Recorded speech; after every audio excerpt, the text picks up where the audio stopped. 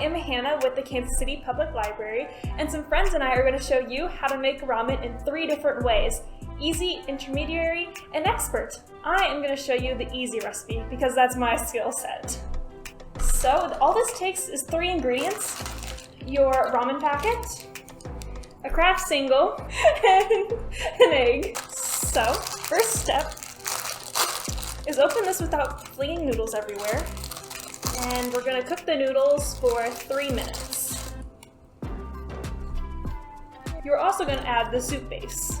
Once the noodles start to break up a bit, then you can crack an egg. Let's not get shells.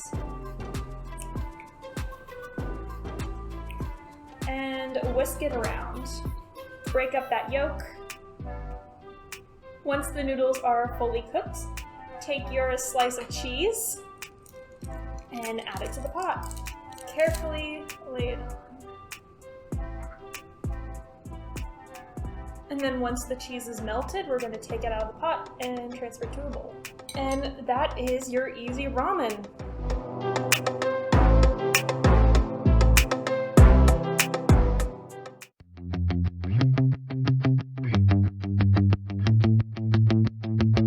Hi, I'm John and I'm going to be teaching you how to do the intermediate ramen. So this ramen uses a lot of ingredients to help balance out a lot of that sodium you find in a lot of packets of ramen.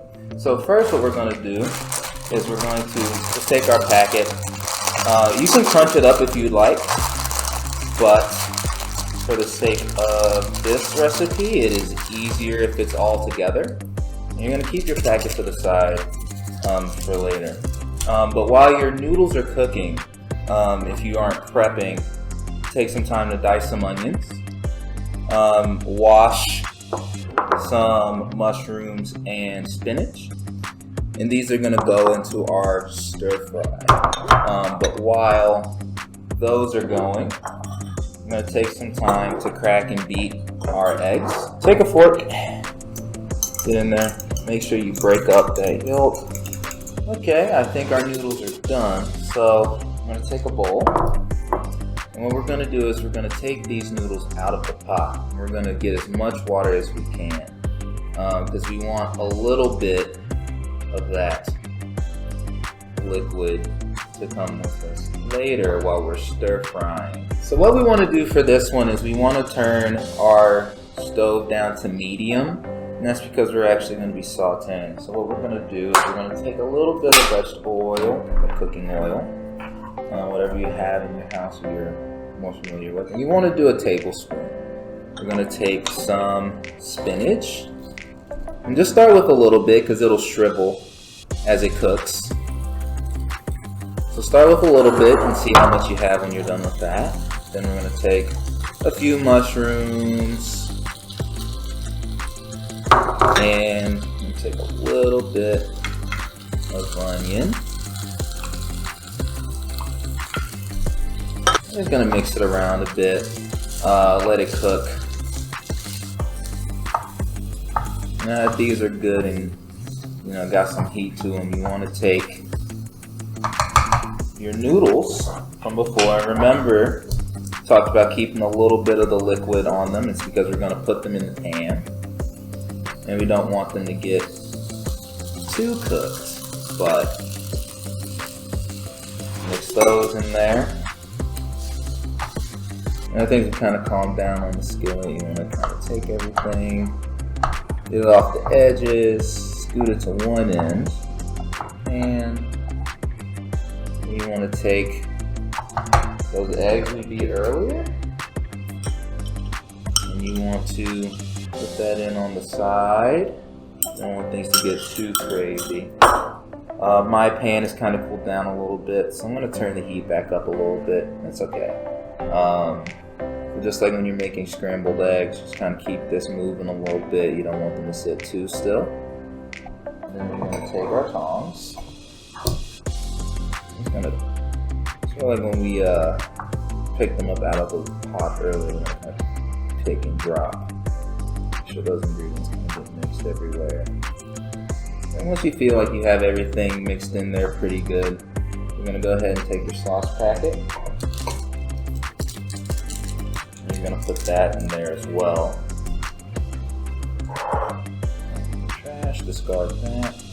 And then just work that sauce packet into the noodles. Alright, once you have everything pretty much mixed together, you're gonna go ahead and safely lift this. Just kind of slide it into the bowl. Alrighty, and now that we got all that away, I like to put a little bit of sesame seed on top of the ramen. And just a little bit. Alright. And there you have it. That's how you make your intermediate bowl of ramen.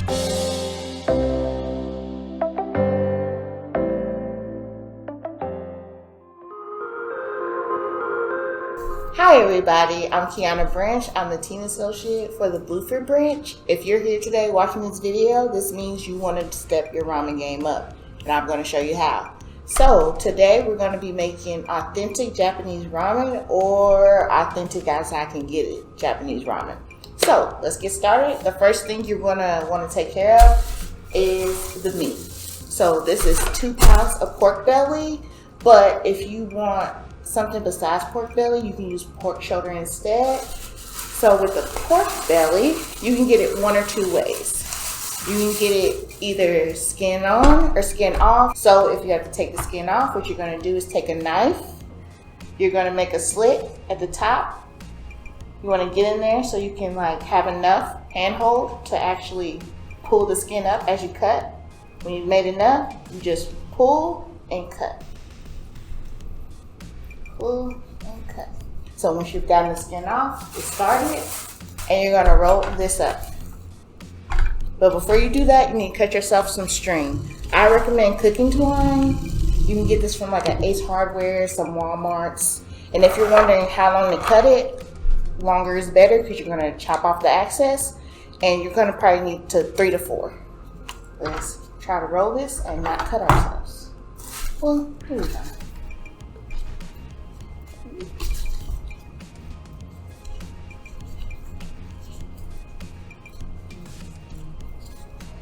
But take your time, don't worry about that. Also maybe tie it 3 to 4 times to make sure that knot is in there and it's not gonna slip off while it's cooking. I'm gonna do a second knot in the exact same place only because I think my string is a little loose. Let's cut off the axis of the first one, do it again. Now it should be good there, but if you really want to make it secure, you can probably put 1 or 2 more on the ends. But I'm gonna just let it like this, it should be fine. Once you've gotten it in here, what you're going to do, you're going to add your other ingredients to like season it. So you're going to need 1/4 of a cup of soy sauce, 1/4 of a cup of sugar, and 1/2 of a cup of mirin. Mirin is a cooking wine. If you're worried about alcohol content, don't. It'll cook off while you're cooking. And you can get mirin usually from like a super Walmart in the Asian section, but if you can't find it, go to your local Asian store, they should have it. Also, you're going to add some garlic. You need 2 to 3 cloves. I like to use 4 for good luck because I like a lot of garlic. Now you're going to mix this all up, dissolve the sugar. If you really want to make sure that this is all dissolved, you can seal it up and do a little shake and bake.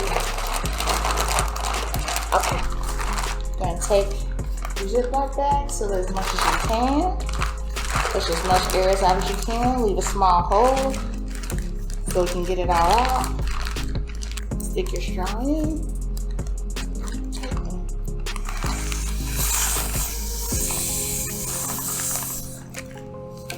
So now that the bag is sealed, we're going to put it in a large pot of water. You want to heat the water to about 170 degrees or about medium to low heat. Make sure you keep an eye on it. Also, just to let you know, your temperature will fluctuate, but don't worry about it. Just keep an eye on it. The process of cooking we're doing to cook this pork belly is called sous vide. Sous vide is a process of cooking a meat on a low heat and then a body of water for a long period of time. It'll get the meat just right and just exactly done that we needed for our ramen. This will take about 10 to 11 hours. So when you're cooking this and making ramen, plan ahead. Here we are, back the next day. After you're done cooking your pork belly sous vide, you will be able to refrigerate it overnight, leave it in the marinade. It'll give it more flavor when you're ready to cook it. When you're ready to cook it the next day, first you want to start with boiling your water for your soft-boiled eggs.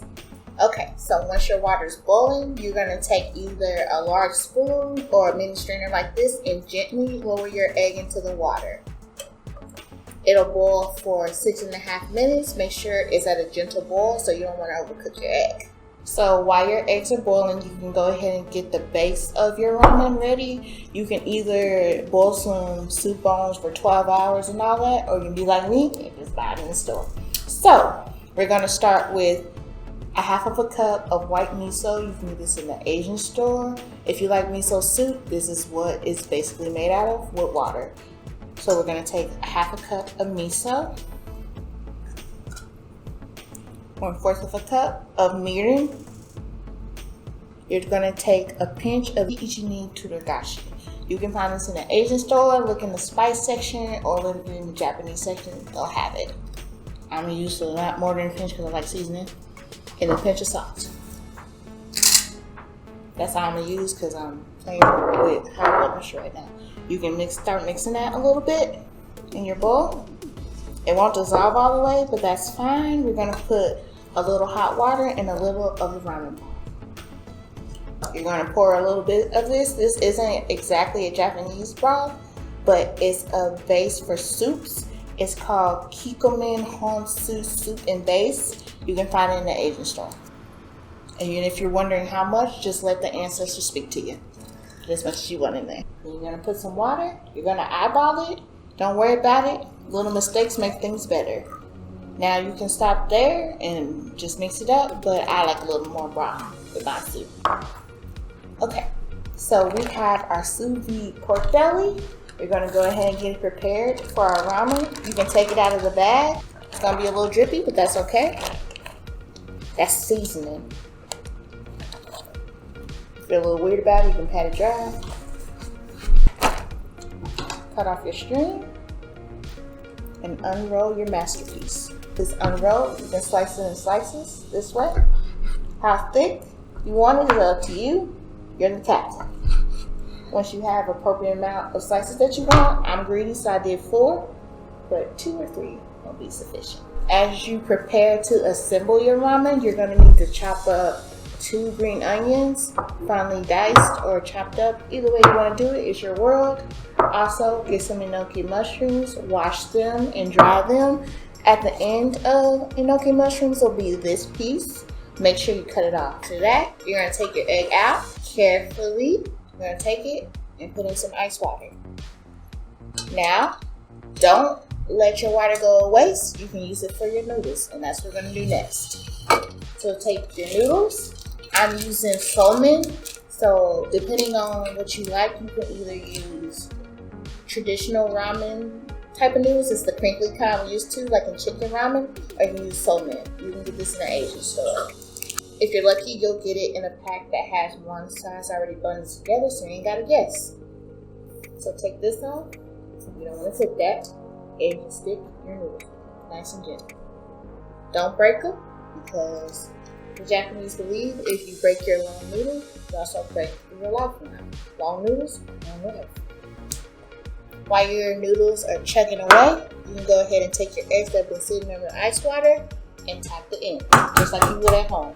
I like to tap it all the way around to make it easier to peel, but how you peel it is up to you. It's your world. And while your noodles are cooking, when they have about a minute or so left, go ahead and take your enoki mushrooms and put it in there. I put a lot of mushrooms because I like a lot of mushrooms, but you can put as much as you want.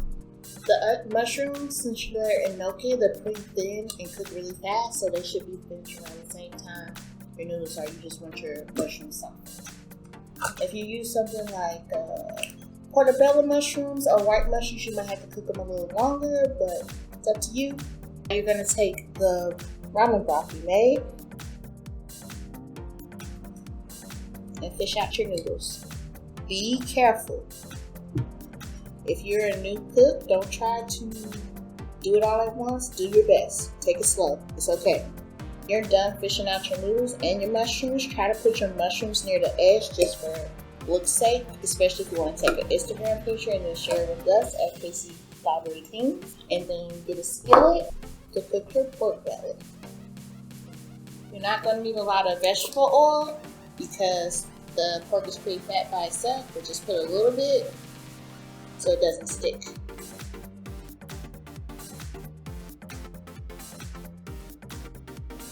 You're probably going to let this cook about for 5 minutes or so, but you're going to flip it halfway through.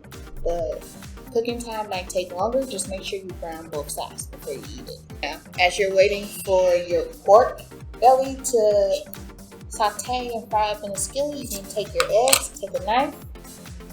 Be careful, children. Do not cut your onions and cut it in half. Look at the middle of that. Isn't it cute? Eggs. You're going to take your egg and sit it right on top. And do that again. Cut it in half. That one came out better. Jam the eggs. Get that. Do it on top. Once your pork belly is done, you can go ahead and take as many pieces you want. I'm going to start with 2, just in case. Once you added your pork belly to your ramen, the last thing you'll need is your chopped up green onion and sprinkle it. Give it a little saute. Okay. There you go. You have Tonkotsu ramen.